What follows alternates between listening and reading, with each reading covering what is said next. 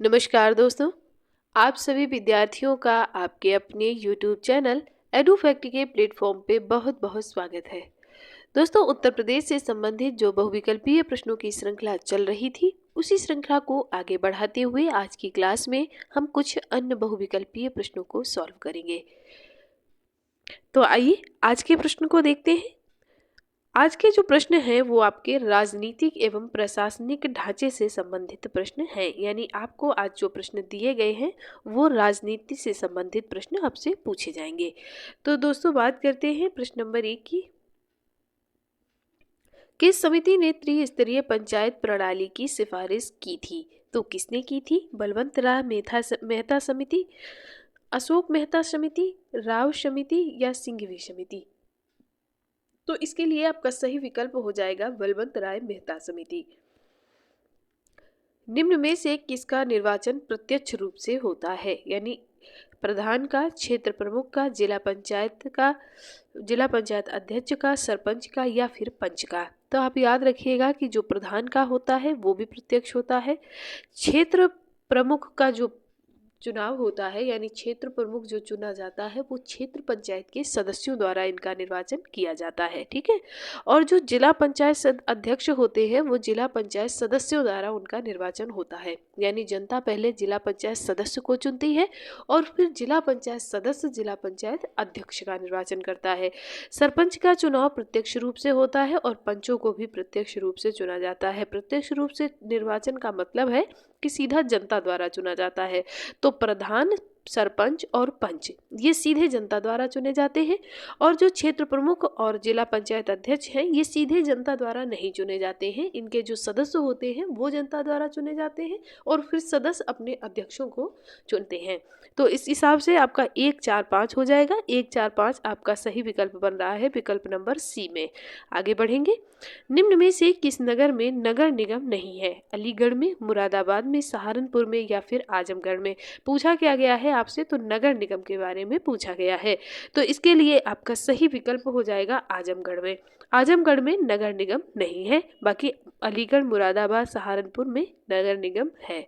उत्तरांचल गठन के बाद उत्तर प्रदेश के कितने विधानसभा क्षेत्र बचे हैं? यानी विधानसभा क्षेत्र कितने हैं? 401, 202, 403 या फिर 404? तो आपको पता ही होगा 403 विधानसभा क्षेत्र है उत्तर प्रदेश में, याद रखिएगा। उत्तर प्रदेश में लोकायुक्त का पद सृजित किया गया कब? 1975 में, 1950 में, 1977 में या फिर 1965 में? तो इसके लिए आपका सही विकल्प हो जाएगा 1975 में। आगे बढ़ेंगे। राज्यपाल के संबंध में क्या सही नहीं है? अब नहीं में आप गोला लगा लीजिए, क्योंकि ये जो नहीं है ये आपको कभी कभी धोखे में कर सकता है। क्या सही नहीं है? उसकी नियुक्ति राष्ट्रपति करते हैं, बिल्कुल सही बात है। वे एक से अधिक राज्यों के राज्यपाल हो सकता है, बिल्कुल सही बात है। वो 5 वर्ष तक पद धारण करता है। और इसके बाद में आपका आखिरी विकल्प है वह व्यवस्थापिका द्वारा हटाया जा सकता है। तो वो 5 वर्ष तक पद धारण करते हैं, ये भी सही है, लेकिन वो व्यवस्थापिका द्वारा नहीं हटाए जा सकते हैं। उनका जो हटाना निर्वाचन होता है ये सब कुछ राष्ट्रपति जी के हाथ में होता है, उनको व्यवस्थापिका द्वारा हटाया नहीं जा सकता है। ये बात बिल्कुल गलत है। तो इस हिसाब से आपका विकल्प नंबर डी सही आंसर हो जाएगा। आगे बढ़ेंगे। उत्तर प्रदेश के राजकीय चिन्ह में नहीं है, कौन नहीं है? मछलियां हैं, धनुष है, तीर है या मोर? तो मछलियां, धनुष, तीर ये तो तीनों हैं, लेकिन मोर का उत्तर प्रदेश के जो राजकीय चिन्ह है, यानी जो उत्तर प्रदेश का जो राजकीय चिन्ह है उसमें ये मोर नहीं है। राजकीय पक्षी है मोर, लेकिन राजकीय चिन्ह में मोर शामिल नहीं है। आगे बढ़ेंगे। अब इनका आपको मिलान करवाना है मुख्यालय से, ठीक है। तो कहाँ किसका मुख्यालय है? तो जालौन का मुख्यालय उरई में है, याद रखिएगा। कानपुर देहात का मुख्यालय अकबरपुर माती में है, ये याद रखिएगा। इसके बाद में अगला है आपका संत रविदास नगर। तो संत रविदास नगर का जो मुख्यालय है वो आपका भदोही में है, याद रखिएगा। और कुशीनगर का पडरौना में है। तो इस हिसाब से आपका 4 का ए का 4 हो जाएगा, बी का 1 हो जाएगा, सी का 2 हो जाएगा और डी का 3 हो जाएगा, यानी विकल्प नंबर ए बिल्कुल सही आंसर आपका हो जाएगा। आगे बढ़ेंगे। उत्तर प्रदेश का राजकीय पुष्प है, क्या है? तो उत्तर प्रदेश का जो राजकीय पुष्प है वो आपका टेसू है। इसे पलाश भी बोलते हैं, कई पर इसे ढाक भी बोलते हैं। इसका पीला फूल होता है या नारंगी कलर का इसका फूल होता है, वो इसका राजकीय पुष्प है। कहाँ का? उत्तर प्रदेश का। राज्यपाल संबंधी निम्न कथनों में से सही का चुनाव करें, यानी कौन से कथन आपके सही हैं। तो इसके लिए आपके 4 दिए गए हैं। उसे जन्म से भारत का नागरिक होना चाहिए। तो देखिए एक बात आप समझिए कि भारत की नागरिकता प्राप्त करने के कई प्रावधान हैं। तो अगर भारत में कोई पद धारण करना है तो उसके लिए आपका जन्म से भारत का नागरिक होना है, ये आवश्यक नहीं है। आप भारत के नागरिक हो, वो किसी भी प्रावधान से आपको नागरिकता मिली हो, तो ये तो आपका नहीं हो जाएगा। उसके बाद में उसकी आयु कम से कम 35 वर्ष से कम ना हो, यानी 35 वर्ष से ज़्यादा ही हो या 35 वर्ष हो, ये बात सही है। इसके बाद में लोकसभा का सदस्य होने की योग्यता रखता हो। तो लोकसभा की सदस्य होने की योग्यता रखता हो, ये बात नहीं है, क्योंकि लोकसभा का सदस्य बनने के लिए तो 25 वर्ष की ही आयु लगती है, लेकिन यहाँ पर 35 वर्ष की है। तो सिर्फ लोकसभा का सदस्य बनना हो, ये बात सही नहीं है। ठीक है। इसके बाद में वो एकाधिक राज्यों का राज्यपाल हो सकता है, यानी एक से अधिक राज्यों का राज्यपाल हो सकता है, ये बात बिल्कुल सही है। तो आपका 2 और 4 सही है और इस हिसाब से आपका विकल्प नंबर डी बिल्कुल सही आंसर हो जाएगा। आगे बढ़ेंगे। पंचायती राज एक व्यवस्था है, कैसी व्यवस्था है? तो इसके लिए स्थानीय स्वशासन है, नहीं, स्थानीय स्वशासन नहीं है। इसके बाद में जैव संबंधों के समान त्रिस्तरीय प्रणाली है, बिल्कुल सही बात है। लोकतांत्रिक विकेंद्रीकरण की व्यवस्था है, बिल्कुल सही बात है। पद सोपानिक संरचना है, ये भी सही है। तो इस हिसाब से आपका विकल्प नंबर डी बिल्कुल सही आंसर हो जाएगा। आगे बढ़ेंगे। स्थानीय स्तर के प्रबंधन में राजनीति का पर ग्रामीण मामलों में, ये थोड़ा सा क्वेश्चन मुझे वो लग रहा है, इसमें क्वेश्चन है क्या स्थानीय स्तर के प्रबंधन में ग्रामीण मामलों, स्थानीय स्तर के प्रबंधन में राजनीति का, थोड़ा सा ये क्वेश्चन सही नहीं है, इसको कट कर देते हैं। अगला क्वेश्चन देखते हैं। उत्तराखंड गठन से पूर्व राज्य विधान परिषद सदस्यों की संख्या थी, विधान परिषद में कितने सदस्यों की संख्या थी? इसके लिए आपको 4 विकल्प दिए गए हैं। विकल्प ए है आपका 105, 106, 107 या फिर 108। तो सही विकल्प आपका हो जाएगा 108। अभी कितनी है वर्तमान में विधान परिषद सदस्यों की संख्या, ये आप हमें कमेंट करके ज़रूर बताइएगा। अगर नहीं है तो आप क्वेश्चन मार्क करके हम आपको आंसर बताएंगे। राज्य के पंचायती राज संस्थाओं में महिलाओं के लिए आरक्षण है, कितना है? महिलाओं की आबादी के अनुपात में कुल स्थान का 1/4, कुल स्थान का 1/3 या आवश्यकता अनुसार परिवर्तनशील है। तो इसके लिए आपका सही विकल्प हो जाएगा 1/3। जो महिलाओं का आरक्षण है वो 1/3 है। उत्तर प्रदेश में किसी नगर का मेयर होता है, नगर का प्रथम नागरिक होता है। इसके बाद में नगर निगम का पदेन सदस्य होता है।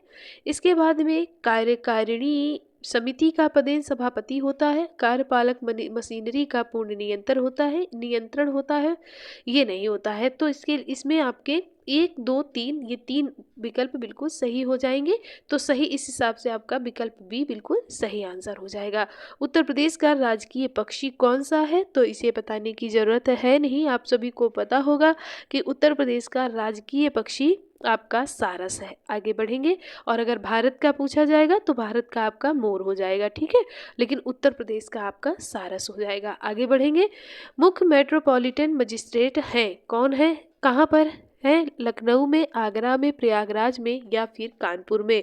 तो इसके लिए आपका सही विकल्प हो जाएगा कानपुर में। आगे बढ़ेंगे। पंचायत चुनाव लड़ने हेतु एक व्यक्ति की न्यूनतम आयु होनी चाहिए, कितनी? 18 वर्ष, 21 वर्ष, 25 वर्ष या फिर 30 वर्ष? तो आपका सही विकल्प हो जाएगा 21 वर्ष। पंचायत चुनाव लड़ने के लिए 21 वर्ष की आयु होनी चाहिए। प्रदेश के नगरों में मेयर का निर्वाचन होता है, कैसे होता है? नगर निगम के सदस्यों द्वारा, नगर निगम की कार्यकारिणी समिति के सदस्यों द्वारा, या सीधे नगर के निर्वाचकों द्वारा, या फिर नगर निगम में सबसे बड़े राजनीतिक दल के सदस्यों द्वारा। तो इसके लिए आपका सही विकल्प हो जाएगा सीधे नगर के निर्वाचकों द्वारा। दोस्तों, आप एग्जाम देने जाएं तो उसमें भी आप चारों विकल्पों को जरूर पढ़ें। इसके बाद में आपका जो सटीक आंसर हो वो आप टिक करें, लेकिन इसके पहले आप 4 विकल्प जरूर पढ़ लें, क्योंकि अगर एक विकल्प, कभी कभी होता है हमें पहला विकल्प सही लगने लगता है और हम उसी को लगा के चले आते हैं, जब घर आके देखते हैं तो पता चलता है अरे ये तो डी वाला होना चाहिए। तो इसलिए आप चारों विकल्प जरूर पढ़ें। इसके बाद में जो आपका सही है उस पर आप टिक करें। राज्य की 18वीं विधानसभा चुनाव 2022 में महिलाएं निर्वाचित हुईं। कितनी महिलाएं निर्वाचित हुई थी? 42, 58, 47 या फिर 17 है। तो इसके लिए आपका सही विकल्प हो जाएगा 47 महिलाएं। आगे बढ़ेंगे। निम्नलिखित में से कौन उत्तर प्रदेश के मुख्यमंत्री नहीं रहे हैं? गोविंद बल्लभ पंत, टी.एन. सिंह, नित्यानंद स्वामी या फिर राम नरेश यादव। तो इसके लिए आपका सही विकल्प हो जाएगा नित्यानंद स्वामी। ये नित्यानंद स्वामी जी ये उत्तराखंड के प्रथम मुख्यमंत्री रहे हैं, याद रखिएगा।